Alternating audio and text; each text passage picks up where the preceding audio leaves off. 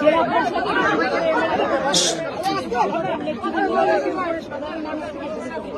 District magistrate SP সবাই আছে। আসলে এই পর্যন্ত আমরা যখন এলাম এই পর্যন্তই যাওয়া যাচ্ছে, তারপরে আর যাওয়া যাচ্ছে না। এখান থেকে আমরা মোটামুটি দেখালে আমি নিজেও দেবো। এখন কথা হচ্ছে এবারে জলটা বেশি হচ্ছে।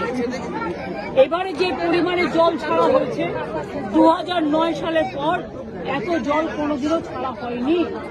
এবং আমি sorry to say Farakka dredging হয় না দীর্ঘ 20 বছর ধরে, আর ডিবিসিও ড্রেজিং হয় না।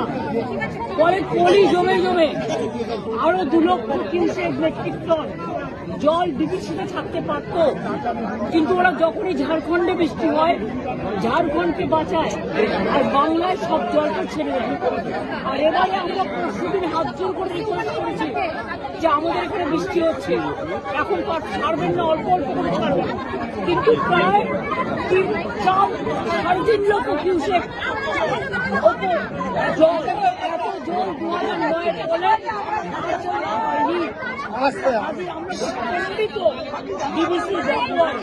এটা ম্যান মেড কাজ করা হয়েছে।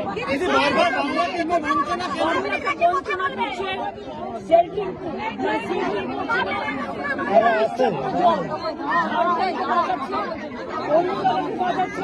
অন্য জায়গায় কিন্তু জলটা তুমি কেন বাংলায় ছাড়ে বারবার?